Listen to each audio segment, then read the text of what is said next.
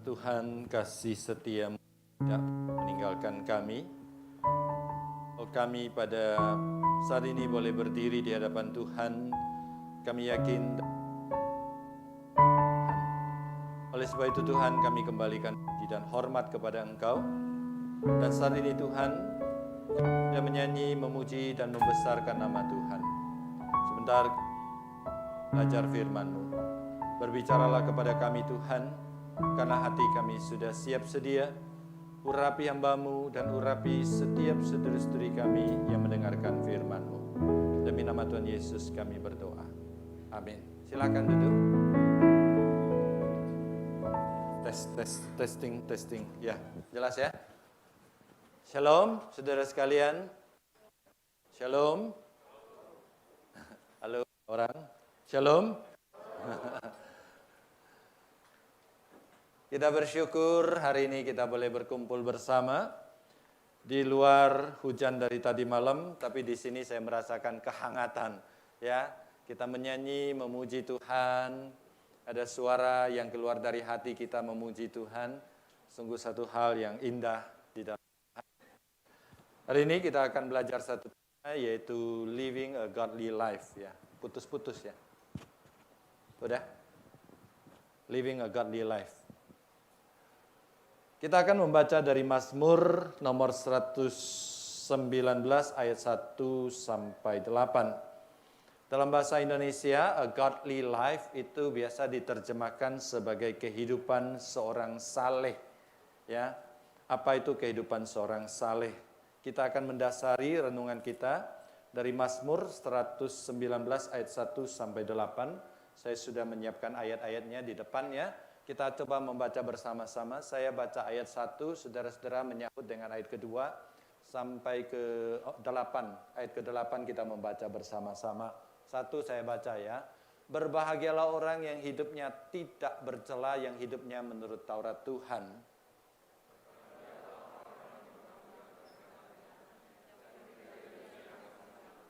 Yang juga tidak melakukan kejahatan, tetapi yang hidup menurut jalan-jalan yang ditunjukkannya.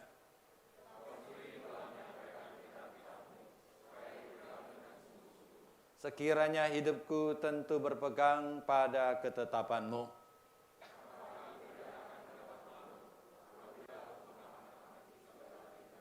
Aku akan bersyukur kepadamu dengan hati jujur.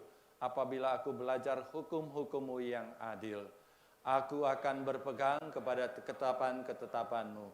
Janganlah tinggalkan aku sama sekali. Nah, saudara sekalian, saya mau tanya, di sini siapa yang bisa nyetir? Coba angkat tangan. Yang bisa nyetir? Oke, lumayan banyak ya. Ya, nyetir mobil ya, bukan nyetir becak. Nah, saudara, kalau saudara bisa nyetir, kapan saudara bisa membuktikan saudara bisa nyetir? Saudara mahir menyetir. Bukan pada waktu di lapangan luas sekali, ya, tidak ada orang sama sekali nyetir di sana. Itu tidak perlu lalu skill ya. Suaranya hilang-hilang ya, kenapa ya? Ya, pakai ini saja ya. Saya matiin ini saja.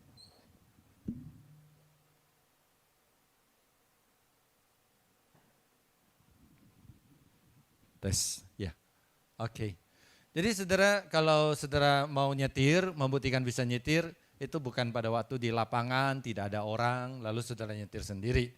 Nah saudara, kalau saudara mau membuktikan bisa, yaitu saudara berada di jalan yang belok-belok, berkelok-kelok, ya, turun naik, yang paling parah yaitu jalannya sempit, nanjak, miring lagi ya.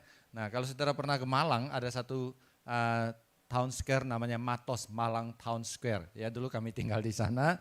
Nah kalau saya nyetir saya bisa lah laki-laki ya. Tapi kalau semua nyetir dia tidak pernah mau naik, dia selalu di bawah ya. Nah dia kalau di bawah sudah penuh dia tunggu, dia ngetem di depan ya. Suruh naik nggak bisa katanya. Karena apa? Karena naiknya apa?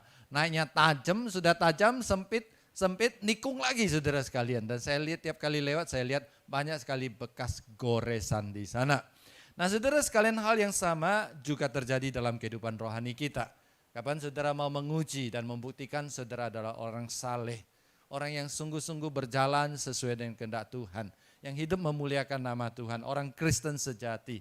Istilahnya adalah murid sejati. Kapan saudara membuktikan diri adalah seorang murid sejati? Bukan pada saat saudara hidup sedang lancar dan tidak bermasalah. Bukan ketika saudara sedang berada dalam kondisi tidak ada godaan. Ya, contoh hidup tidak ada godaan, misalnya saudara sekalian ya. Nah, ketika kita sedang kebaktian di sini ya relatif tidak ada godaan lah saudara sekalian ya. Meskipun saya tahu ya kebaktian pun ada godaan ya. Biasanya godaannya dari darah dan daging. Kalau khotbahnya nggak menarik biasanya ngantuk saudara sekalian ya. Adalah ya. Atau godaan datang dari apa? Datang dari gadget saudara sekalian ya. Nah kalau khotbahnya tidak menarik sebentar-sebentar lihat WA, sebentar-sebentar cek IG, sebentar-sebentar apa? Sebentar-sebentar lihat berita dan sebagainya. Itu relatif aman saudara sekalian. Nah bukan pada waktu seperti ini saudara membuktikan saudara orang saleh.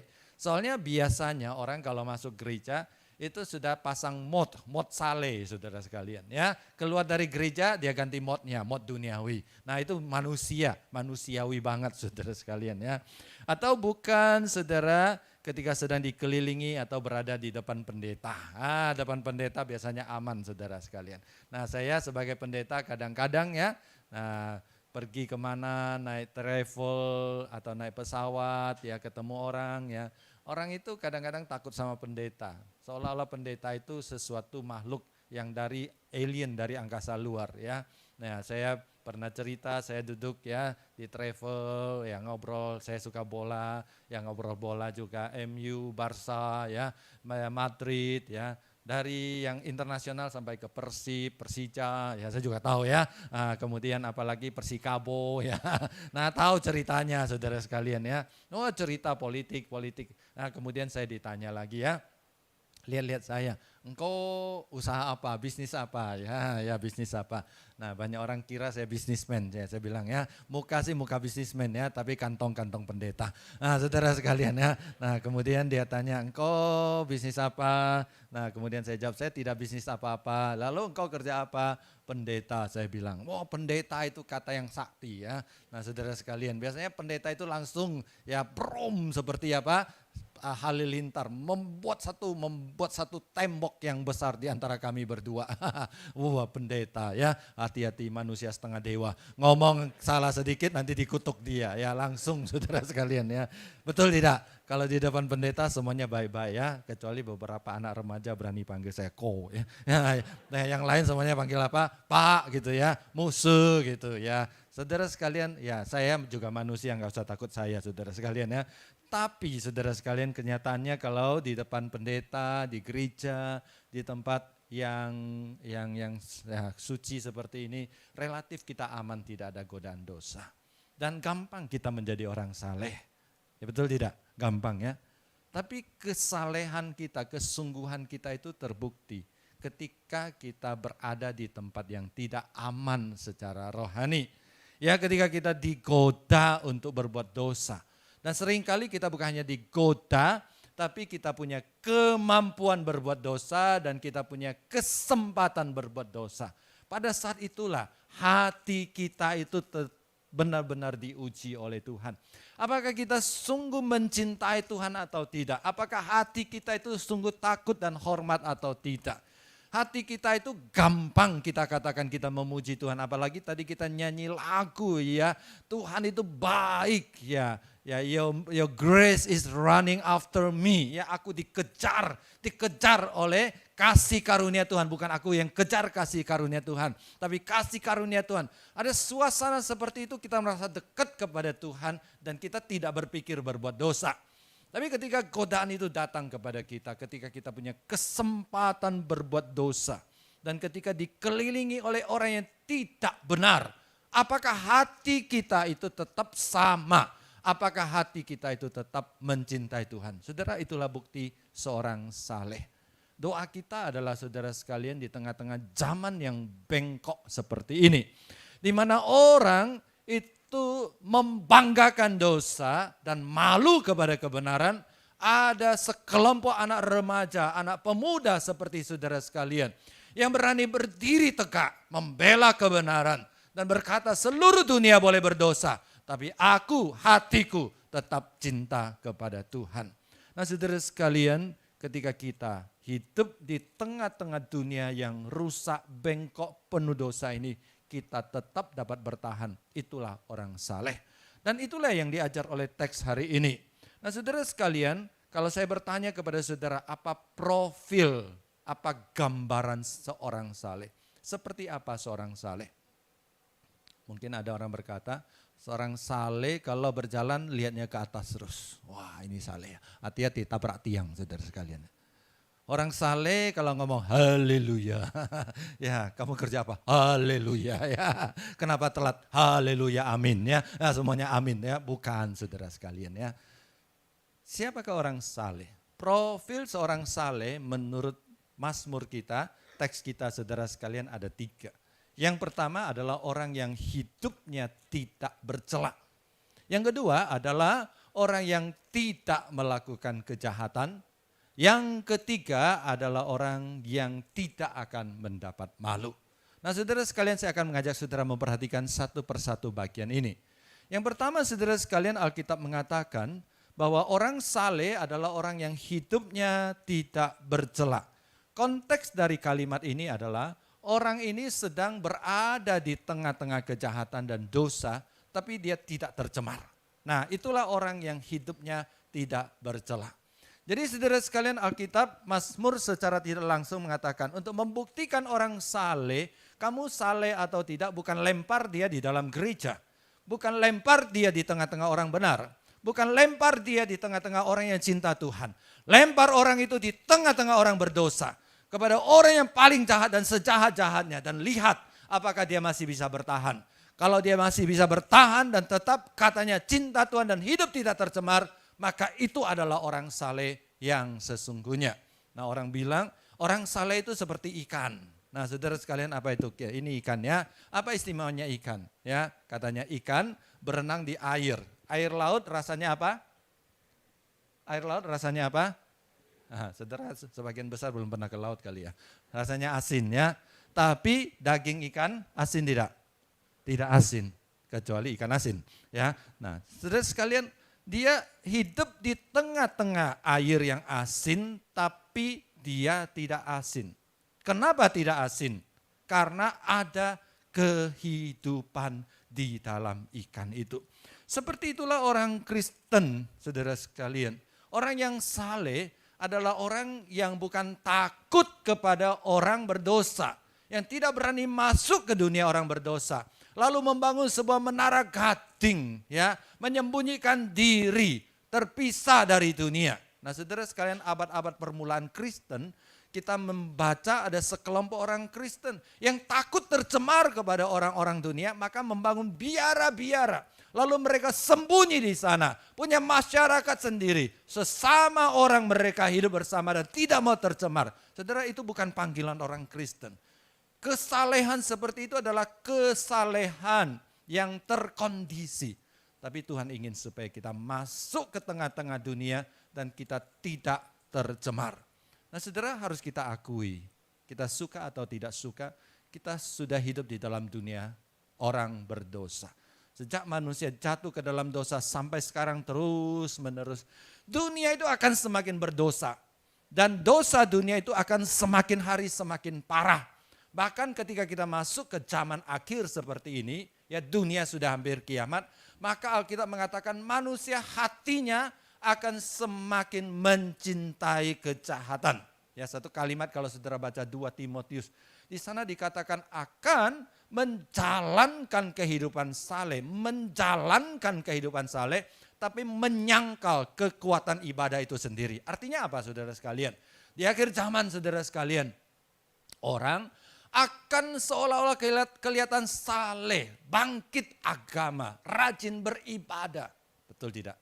Saudara, pada zaman saya remaja seperti kalian, ya jarang sekali ya orang kalau sembahyang hari Jumat itu jarang sekali orang ke masjid.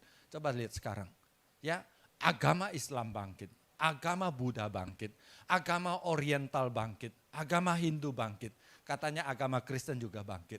Nah saudara sekalian, semua agama itu mengalami kebangkitan, kegairahan. Tapi apakah manusia semakin baik?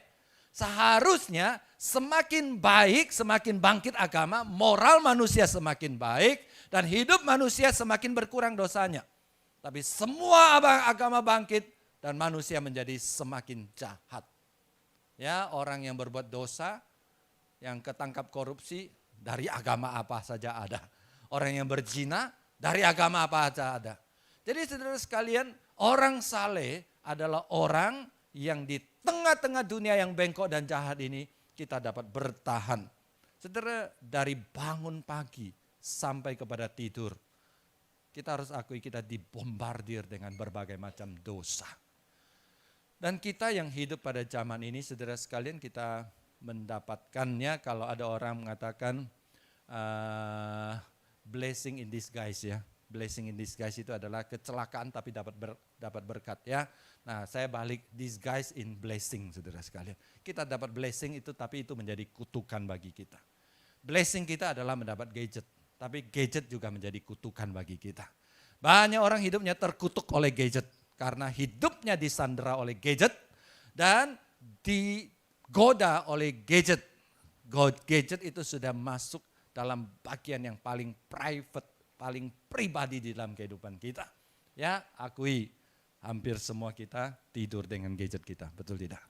Ya, gadget kita itu paling dekat di samping ranjang, saudara sekalian ya. Bangun tengah malam terbangun kita pikir siapa? Gadget, lihat sebentar. Ya, bangun pagi-pagi gadget, saudara sekalian. Oke, gadget kita itu membuat kita ya menggoda kita banyak sekali bentuk dosa.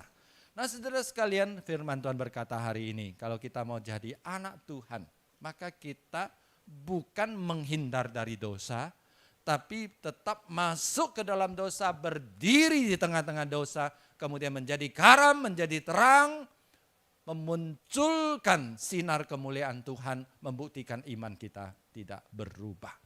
Itu yang pertama, saudara sekalian.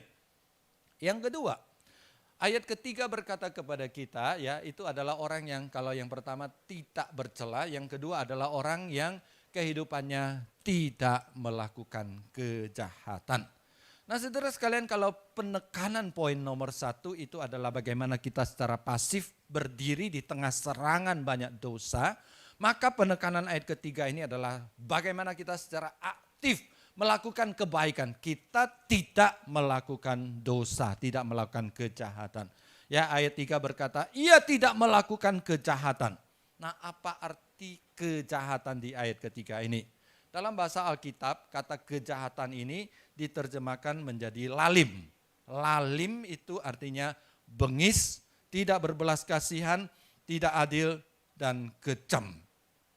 Jadi kita tidak memperlakukan sesama kita itu bengis, tidak berbelas kasihan, kejam, dan tidak berperi kemanusiaan.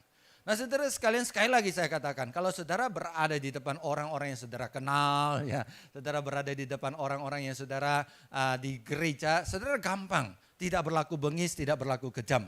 Tapi ketika saudara tidak dikenal atau saudara punya kuasa, dan saudara punya kesempatan, dan saudara punya kemampuan, apakah saudara tetap berlaku tidak bengis dan tidak kejam? Nah, saudara sekalian, itu membuktikan kesalehan saudara. Ya, pernah saya baca satu cerita. Ada seorang suami, dia punya istri dan punya 2 anak. Anaknya masih kecil. Lalu suami ini pemalas, pemabuk. Ya, pemalas, pemabuk, tiap hari kerjanya malas, mabuk. Lalu dia tidak bekerja. Dia paksa istrinya bekerja. Karena istrinya tidak punya skill apa-apa, maka istrinya pergi mengemis. Nah, istrinya pergi mengemis saja tidak cukup, dia paksa istri bawa kedua anaknya pergi mengemis. Nah, sesudah pergi mengemis, pulang saudara sekalian, istrinya mengemisnya tidak cukup untuk beli arak untuk dia. Apa yang dia lakukan? Dia ambil istrinya, dia pukul istrinya, ditinju istrinya. Anaknya kecil nangis, ditamparnya saudara sekalian. Ini namanya orang apa saudara sekalian? Orang bengis, orang kejam. Dalam bahasa Alkitab hari ini, orang lalim. Orang yang melakukan kejahatan kepada sesama. Ya, tentu Bapak ini tidak berani suruh polisi pergi mengemis. Kenapa? Karena dia tidak punya kuasa kepada polisi. Dia tidak menyuruh tetangganya pergi mengemis. Karena dia tidak punya kuasa kepada pengemis. Tapi ketika dia punya kuasa atas istrinya, atas anaknya, maka dia tidak memperlakukan, tidak menggunakan kekuasaannya dengan bertanggung jawab. Itulah orang yang melakukan kejahatan. Jadi saudara sekalian, siapakah orang saleh?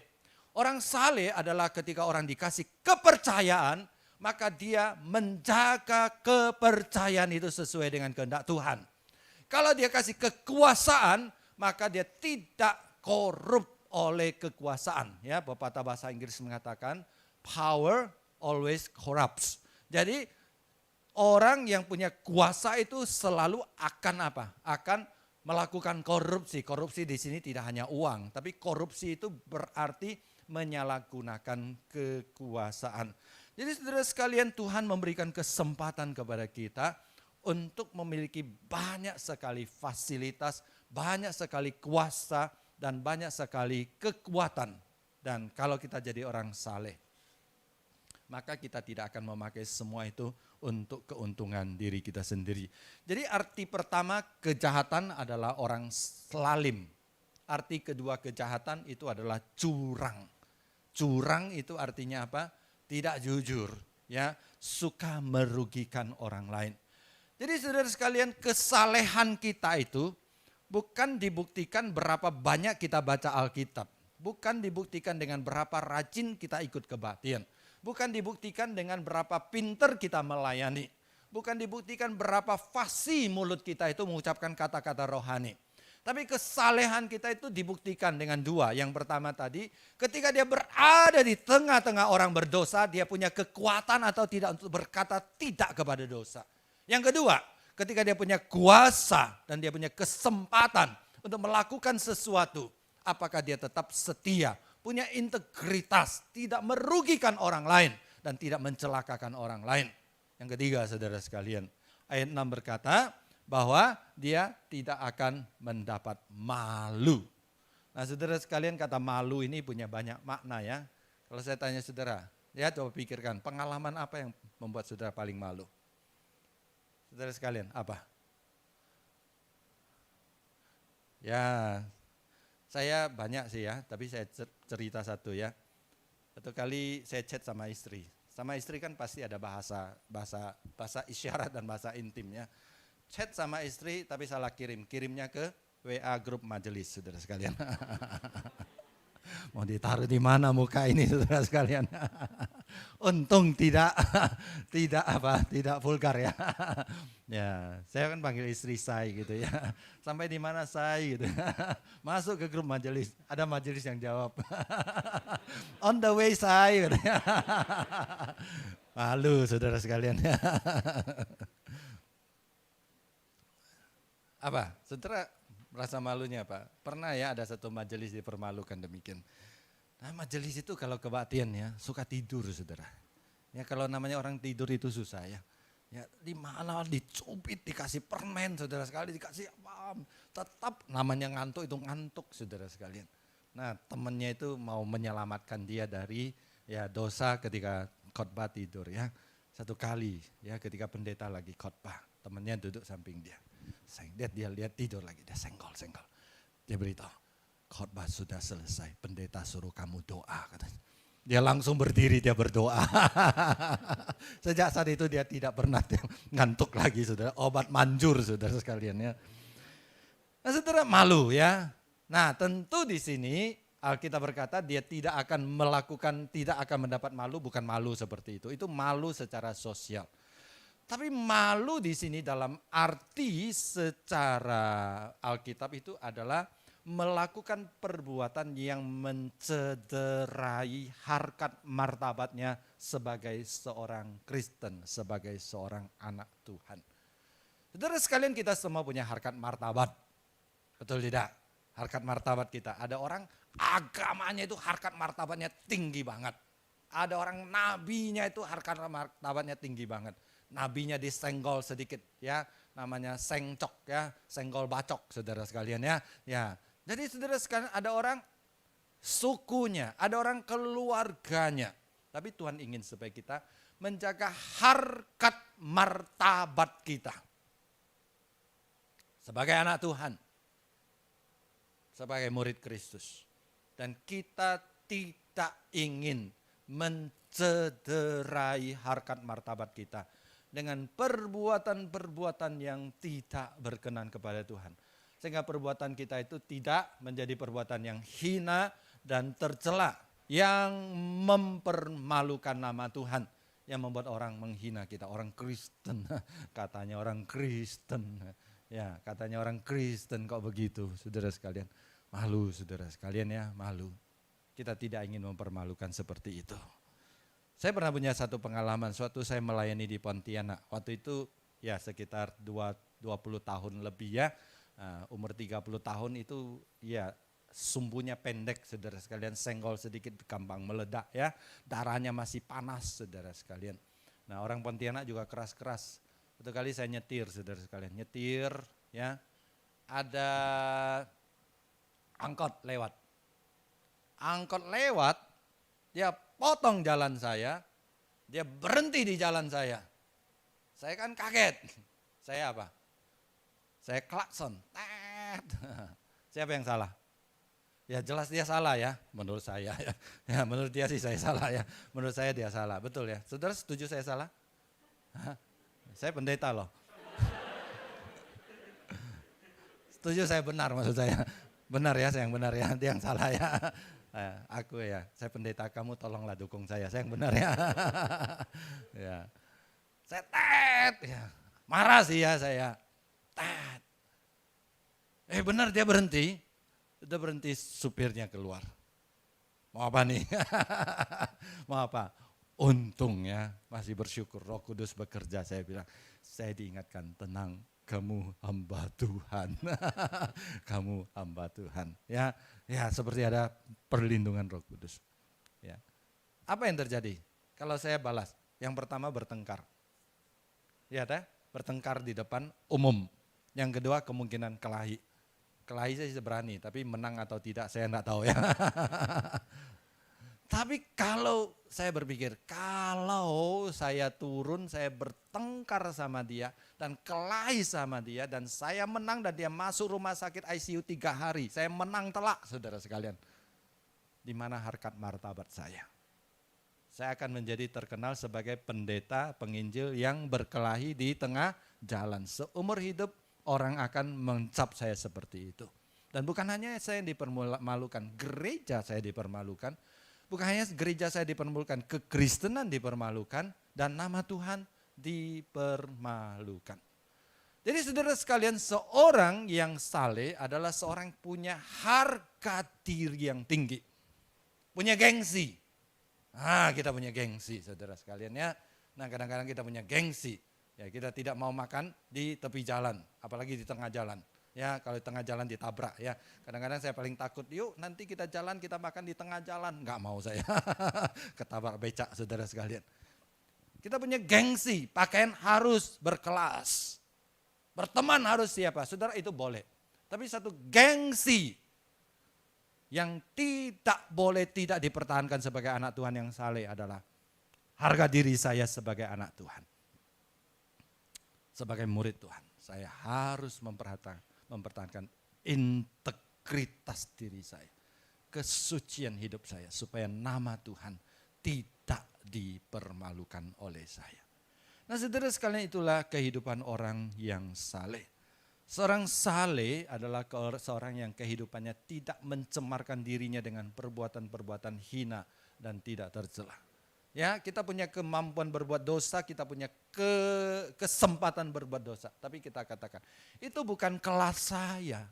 Saya bukan kelas berbuat dosa seperti itu. Dan saya sudah diselamatkan oleh Tuhan, oleh darah Kristus. Bukan untuk berbuat dosa lagi, bukan untuk balik berkanjang di dalam dosa lagi. Kalau saya sudah diselamatkan, saya balik berkanjang di dalam dosa lagi. Percuma saya jadi orang Kristen. Percuma saya jadi pelayan Tuhan. Nah saudara sekalian, gengsi itu, harga diri itu kita pertahankan. Dan itulah yang dikatakan di ayat ke-6. Dia tidak mendapat malu. Dia tidak membuat perbuatan-perbuatan yang mempermalukan dirinya secara rohani. Jadi saudara sekalian, selanjutnya kalau kita baca Mazmur, kita melihat bahwa Alkitab memberitahukan kepada kita bahwa seorang percaya dia memiliki kehidupan yang saleh. Ya, a godly life itu bukan bersandar kepada kekuatan dari luar, tetapi kekuatan dari dalam. Firman Allah yang mentransformasi hatinya. Jadi ada firman Allah yang terus mentransformasi, yang menjadi Tuhan di dalam hatinya, dan firman Allah itu menjadi sumber kekuatan di dalam hidupnya.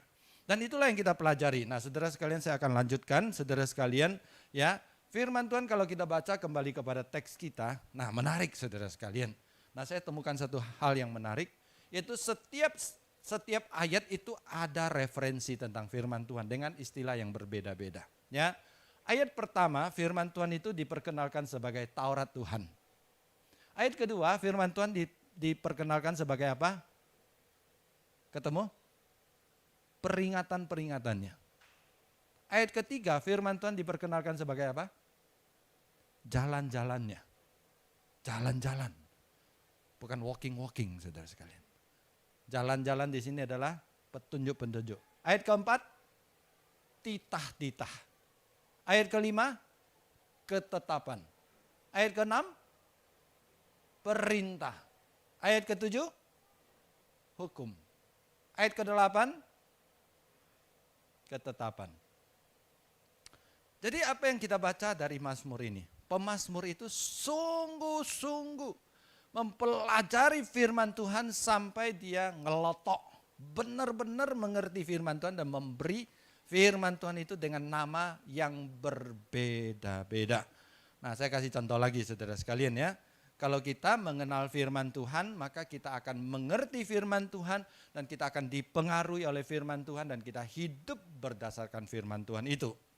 Nah, kalau saudara pernah ke Pontianak musim duren, saudara kalau di Pontianak musim duren, durennya itu banyak. Ya, kalau sore-sore duren sudah datang dari daerah pedalaman itu datang bertrak-trak. Ya, kadang satu trak penuh, trak besar penuh duren diturunkan itu. Dan duren itu murah ya. Nah, satu kali saya pergi, saya lihat duren, saya mau beli. Duren semuanya sama, mukanya sama saudara sekalian, mukanya sama ya. Sama seperti kalau saudara lihat orang Afrika mukanya sama ya, betul tidak? Kalau orang Afrika lihat muka kita juga sama saudara sekalian. Apa gimana bedainnya? Dikit dia beda. Nah, muka duren itu sama saudara sekalian. Ya, tukang durennya datang. Mau cari yang gimana? Saya bilang mau cari yang kuning, yang kedua cari yang pahit. Oke, gampang katanya. Dia lihat-lihat, dia pegang-pegang, dia cium-cium, dia tok. Dia buka, benar, kuning dan pahit. Apakah dia punya ilmu magic saudara sekalian? Dia ubah? Enggak. Kenapa? Karena durian adalah kehidupannya. Sehingga bentuknya seperti apa, bunyinya seperti apa, baunya seperti apa, dia sudah tahu isinya seperti apa. Dan itulah yang dialami oleh pemazmur, sebuah deskripsi bagaimana sikapnya kepada firman Tuhan. Ya, nah saya bantu lagi saudara sekalian ya. Jadi dia hidup menurut firman Tuhan, yang kedua dia memegang peringatan firman Tuhan, yang ketiga dia menuruti jalan firman Tuhan, yang keempat dia memegang dengan sungguh-sungguh, kelima dia berpegang lagi, yang keenam dia mengamat-amati, kemudian dia belajar, dan terakhir dia berpegang. Nah saudara sekalian, dari sini kita melihat bahwa pemazmur ketika orang Kristen, anak Tuhan, murid Kristus, itu adalah status yang sangat mahal dan sangat bernilai. Karena itu dibeli dengan darah Yesus Kristus. Oleh sebab itu mari kita mati-matian mempertahankan ini. Kristus membeli kita dengan darahnya. Tapi seringkali kita jual dengan sebuah dosa yang sangat sederhana. Saudara, itu kehidupan yang bercelah, mempermalukan nama Tuhan. Saya tahu kita tidak mampu, saudara, saya juga tidak mampu, kita semua tidak mampu. Oleh sebab itu kita perlu apa saudara sekalian? Kita perlu firman Tuhan. Setiap hari jangan lupa baca firman Tuhan. Setiap hari jangan lupa renungkan firman Tuhan. Sudah baca firman Tuhan, simpan firman Tuhan, internalisasi, dan biarkan firman Tuhan mengendalikan hidup kita. Mari kita berdoa.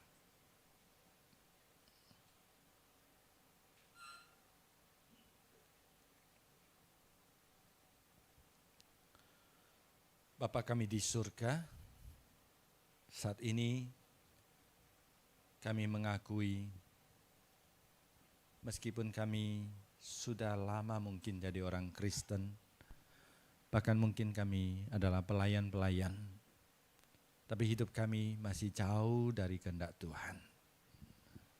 Kami masih gagal mempertahankan kehidupan yang saleh. Ketika kami berada di tengah-tengah orang berdosa, kami ikut-ikutan berdosa. Ketika kami diberikan kemampuan, kesempatan, kami tidak menjaga integritas. Bahkan kami memanfaatkan semua itu untuk melakukan kejahatan, berbuat curang, menjadi orang lalim. Ampuni kami Tuhan, kalau kami kurang menghargai status kami sebagai orang Kristen, sebagai anak Tuhan. Dan seringkali kami menggadaikan status itu dengan dosa-dosa, bahkan dosa-dosa yang hina, yang tercela. Tuhan, ampuni kami. Pada saat ini Tuhan, ketika kami kembali diingatkan, ajar kami supaya selagi kami masih muda, khususnya saudara-saudari kami, selagi masih muda, mereka hari ini mempersembahkan hatinya kepada Tuhan. Mereka bertekad untuk menyerahkan hidupnya kepada kebenaran. Bertekad untuk mempelajari firman Tuhan, menyimpan firman Tuhan, dan menjadikan firman Tuhan sebagai raja yang mengendalikan hatinya. Tuhan tolong kami, supaya ada kebangunan rohani, ada perubahan perilaku dari kehidupan saudara-saudari kami. Terima kasih Tuhan. Sebentar kami akan menerima perjamuan kudus. Kami percaya Tuhan, kematian Yesus Kristus di kayu salib sudah cukup bagi kami untuk menerima hidup yang kekal. Dan ampuni kami kalau selama ini kami masih kembali terus-menerus jatuh ke dalam dosa, bahkan seringkali ke dalam dosa yang sama. Tuhan, sebelum kami menerima perjamuan ini, sekali lagi kami minta darah Kristus menyucikan kami, supaya kami dilayakkan untuk menerima roti dan menerima anggur ini. Demi nama Tuhan Yesus kami berdoa. Amin.